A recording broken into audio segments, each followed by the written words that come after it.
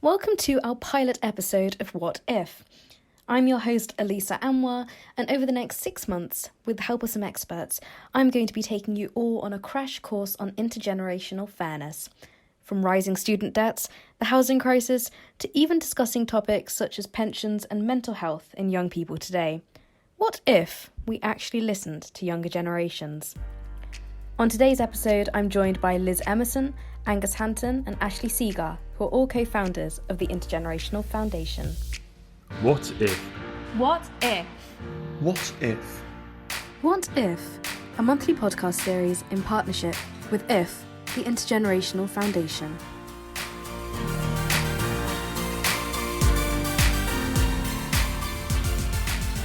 How much did you pay to go to university? Nothing.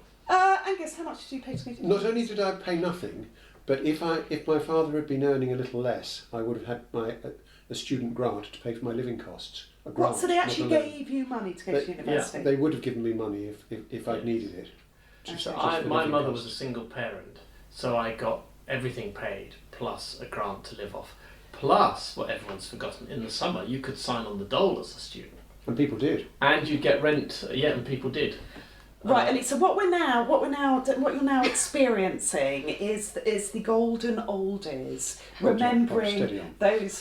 those wonderful days of free education. So, as you can tell by my voice, I'm a little bit younger.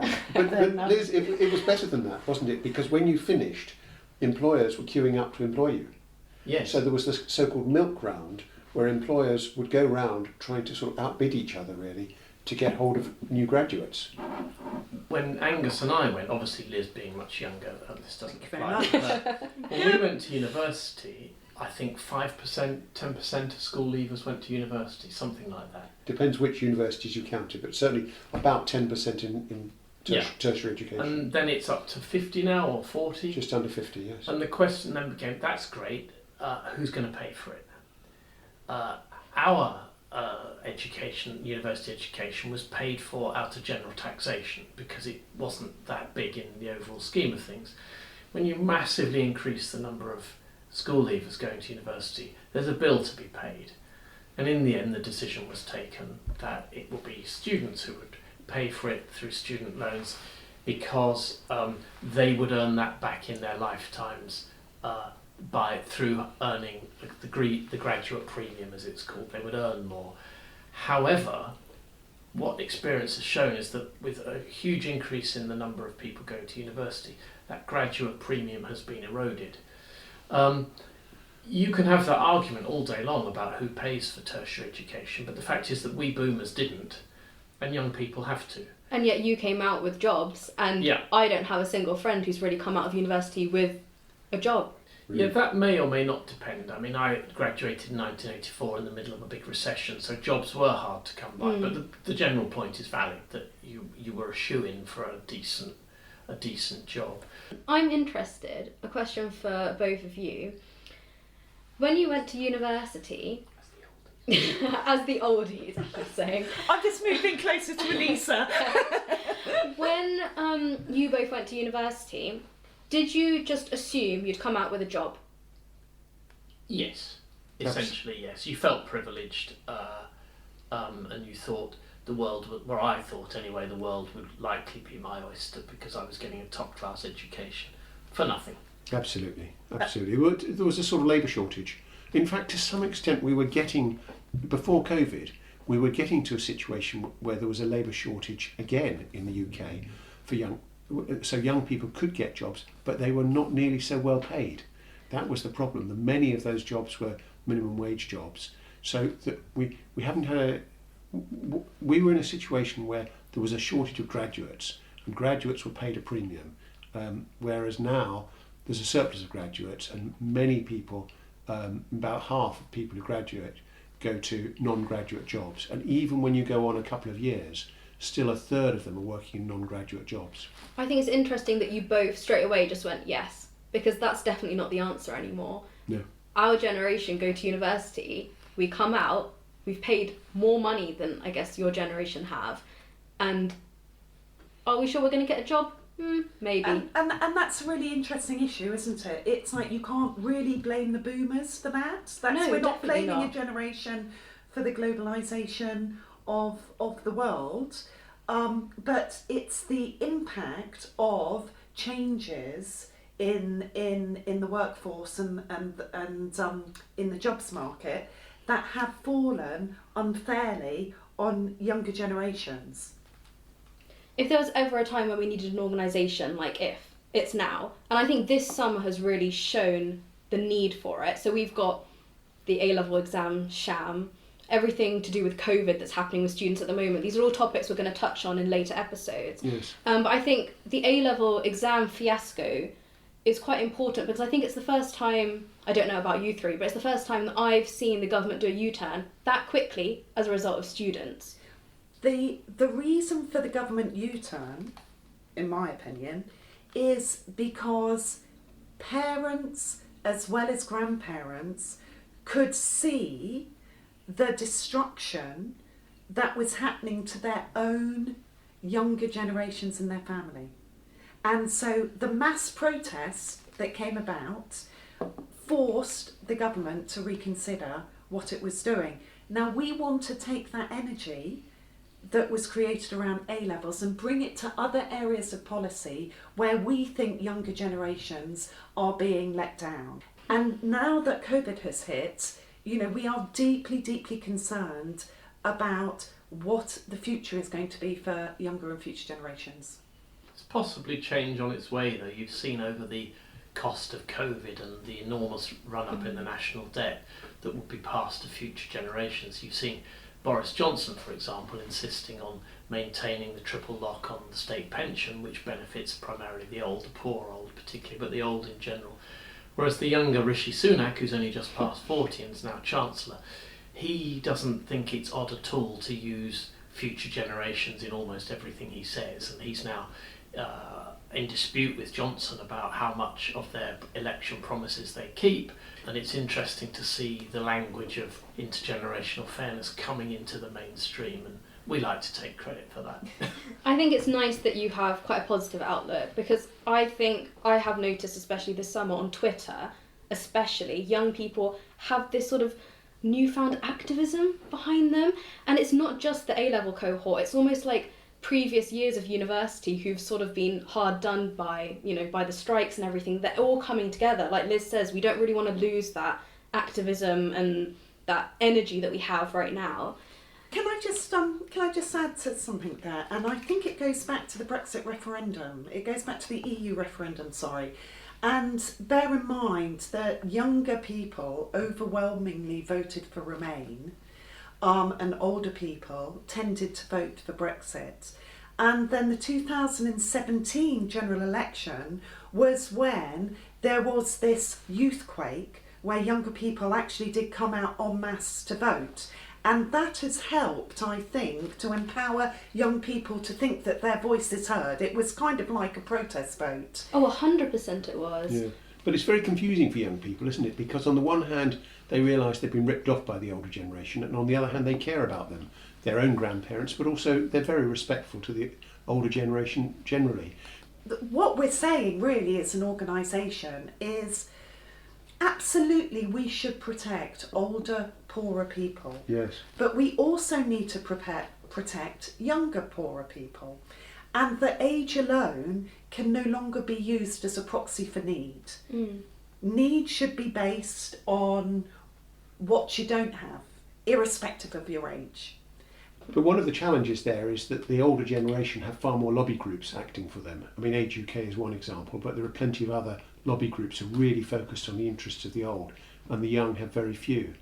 So it's a real challenge to see how the young person's voice can be heard, and I think they're just going to have to sort of move to the front of the queue and say, look guys, this just ain't fair. I think something that you all sort of touched upon there was it's not really one generation versus another generation. It's not old versus young. It's not we're just pioneering for young people or old people. It's this idea of intergenerational fairness, and you've all touched upon it, but given that it's such a central core ethos of your organisation, do you think you could expand for our listeners, I guess, what you mean specifically by intergenerational fairness? Who's going to give the Edmund Burke quote? Oh, I'll do it then. Okay, so Edmund Burke said back in the 1790s that the state, I think it goes, the state is a contract between, not only between those who are living and those who are dead, but also between those who are to come. And that is the central ethos of our work. So we want a equitable settlement between older generations, younger generations and future generations. And that comes out of that philosophical root. And you can fast forward that to the 20th century, where philosophers started talking about distributed justice and contract theory. But that is kind of the core of where our argument rests. So we're not just about protecting the interests of millennials, but younger people and people as yet unborn. We have millennials, we have zenennials, we have Generation Alpha. I'm not sure who's next. I didn't even know Generation Alpha was a thing until I started looking at it. But you're mentioning all these different generations, and I feel like I have massive trouble aligning with a specific generation because I fall on the cusp of being a very old Gen Z, but a very, very young millennial. So do you think you could kind of define what we mean by generations? So you've got the silent generation who was born before World War II. Then you've got the baby boom generation, which sort of says what it does what it says on the tin. Boomers. So because they were the generation that was born just after World War II, around 1945 to around 1965, and there was an actual boom of babies each year for a number of years. Yes, 1 million a year. A million a year extra. Then of course you get to Generation X, which were between 65 and around 1980. Then the millennial generation, 1980s through to the early 2000s. Generation Z, early 2000s through, and we're just getting to the beginnings of the alpha generation. But here's the thing when you start looking at those generations. The bigger the cohort of babies born, weirdly the larger the state, the welfare state. Because for all of those babies born at that period, you have to provide health visitors, you have to provide primary school places, you have to provide secondary school places. So there are real advantages that come from belonging to a much larger generation than a smaller generation. And that's what we are seeing in policy terms.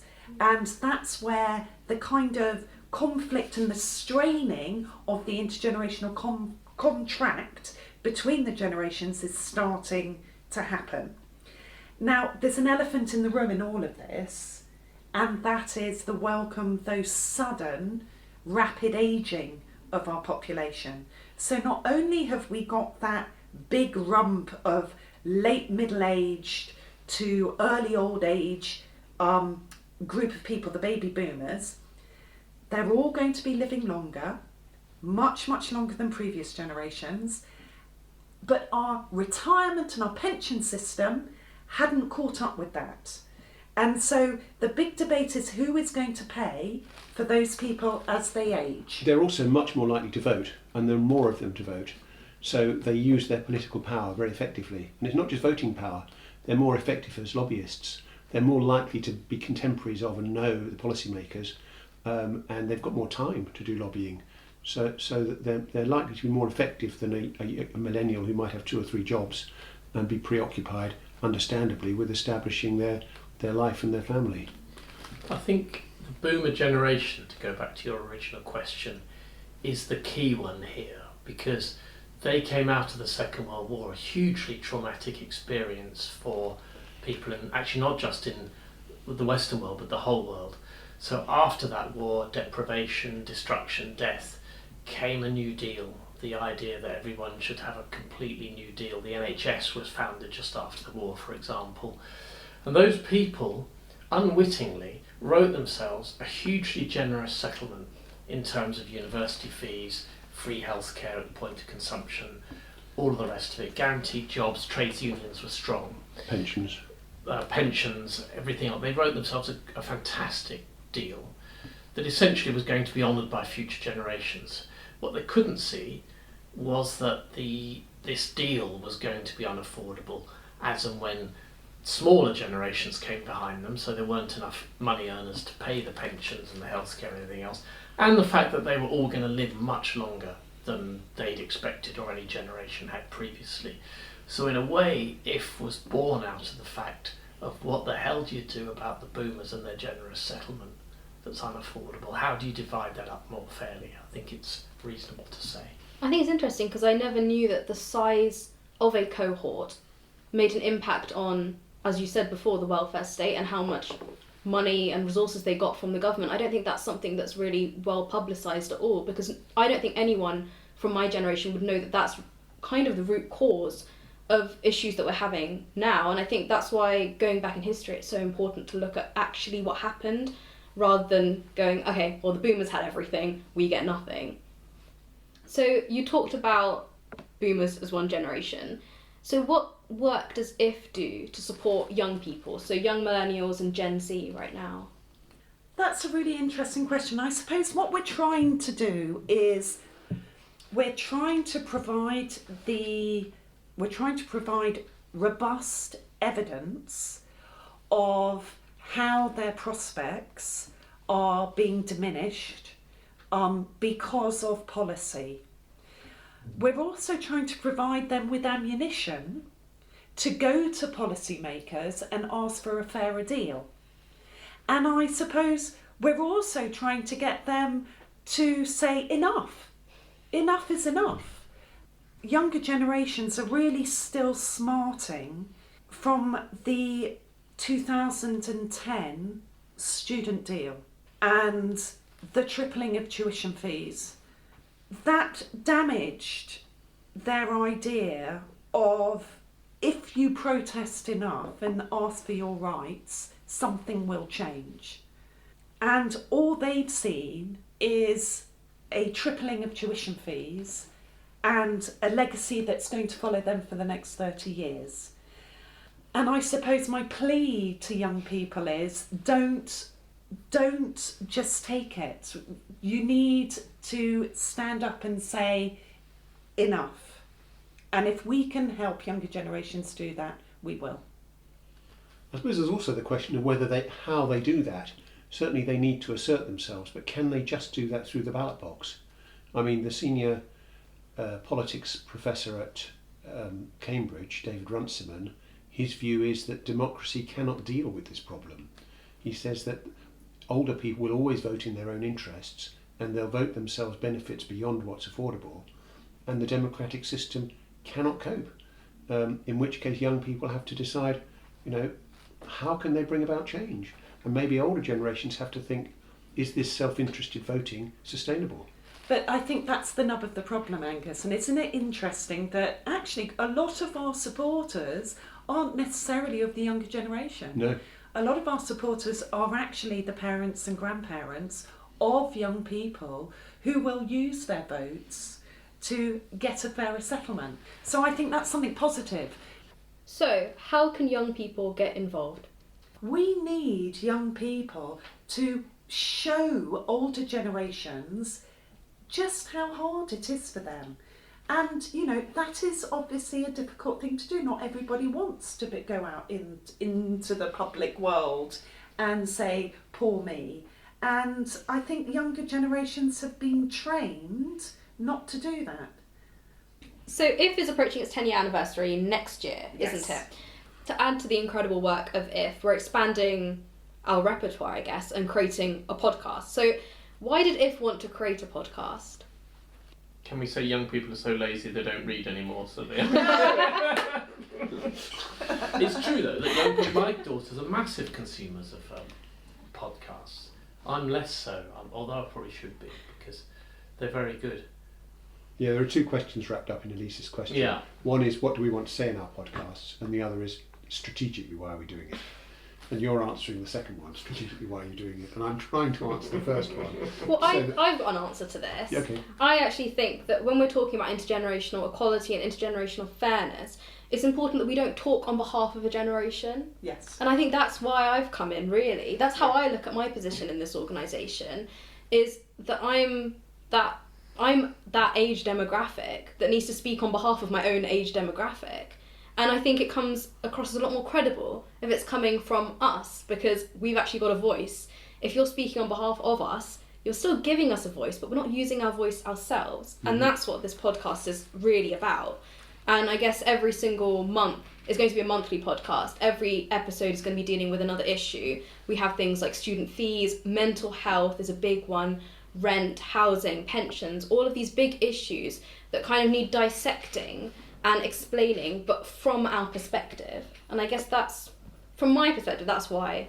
So actually it might be this. best if you answered the question. Well, I've gone ahead and done it, haven't I? Yeah, well done.